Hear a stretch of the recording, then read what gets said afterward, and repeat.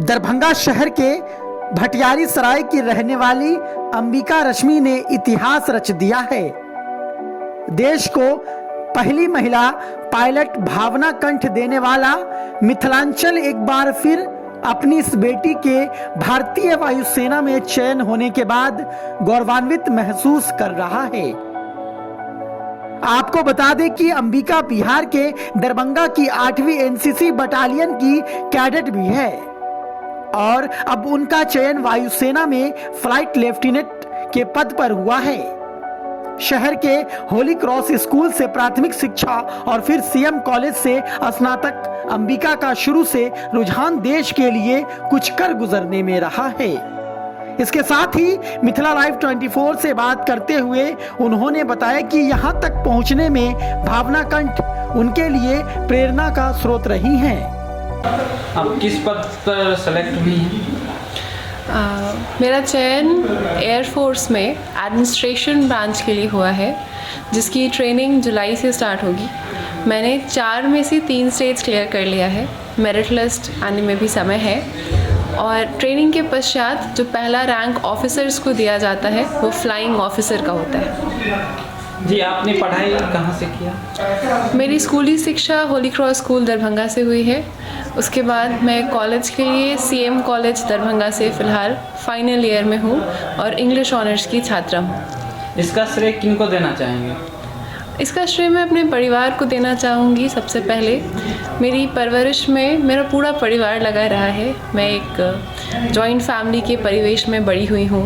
मेरा बचपन मेरी नानी माँ के साथ गुजरा है और मेरी माँ ने मेरी पढ़ाई लिखाई साथ ही साथ एक्स्ट्रा करिकुलर एक्टिविटीज़ जैसे स्पोर्ट्स, डांस, इन सब में भी बहुत ध्यान दिया। हम लोग को उसमें इंगेज किया, जिस कारण से एक कॉन्फिडेंस डेवलपमेंट होता है। तो उसका पूरा श्रेय मेरे स्कूल, मेरे परिवार को जाता है। बिहार और मिथिला की लड़कियों को क्या संदेश देना चाहेंगे? एक ही लाइन में संदेश है कि हम किसी से कम नहीं। जब हम लोगों ने ठान लिया है कि कुछ भी करना है तो करते हैं।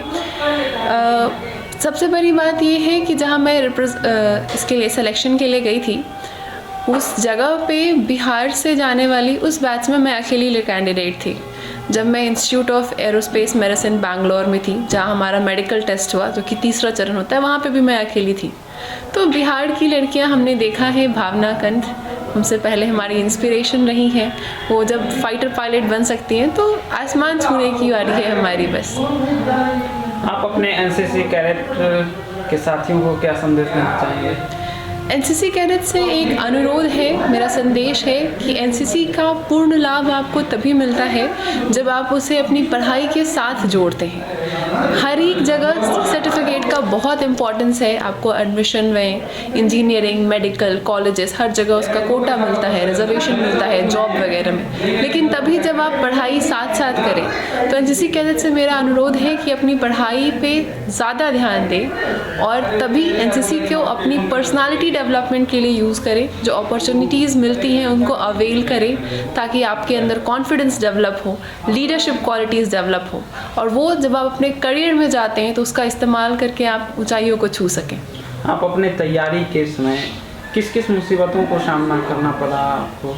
सर, मैं मुसीबत नहीं कहूँगी, मैं ये कहूँगी कि मैं एक मल्टीटास्कर हूँ। मुझे बहुत कुछ करना एक साथ अच्छा लगता है। जिस समय मैं तैयारी कर रही थी, मैं 2nd ईयर का एग्ज़ाम देने वाली थी। मैं एनसीसी कैडेट हूँ तो एनसीसी में आरडीसी के लिए प्रिपेयर करी थी। मैं बिहार एंड झारखंड में inter group governor banner competition में आर्मी एसडब्ल्यू की बेस्ट कैडेट थी, तो मैं उसके लिए प्रिपेयर कर रही थी। मेरा चयन यूथ एक्सचेंज प्रोग्राम के लिए हुआ था, जिसमें विदेशों में जाकर हम एनसीसी कैडेट्स अपने देश को रिप्रेजेंट करते हैं। हालांकि कोविड के कारण वो अभी थोड़ा डिलेड है। तो इन सभी चीज़ों के साथ साथ मैं पढ़ाई मैनेज कर रही थी, तो कोई कठिनाई नहीं थी। लेकिन हाँ, समय, टाइम मैनेजमेंट एक बहुत बड़ा चैलेंज था मेरे लिए, जिसको मैंने जीतते हुए, मैनेज करते हुए मैंने सब कुछ एक साथ किया। आपके पिताजी क्या करते हैं? मेरे पिताजी बिजनेसमैन हैं, कंप्यूटर एंड एक्सेसरीज। और माँ को? मेरी माँ केएस कॉलेज में ज्योग्राफी डिपार्टमेंट में प्रोफेसर है।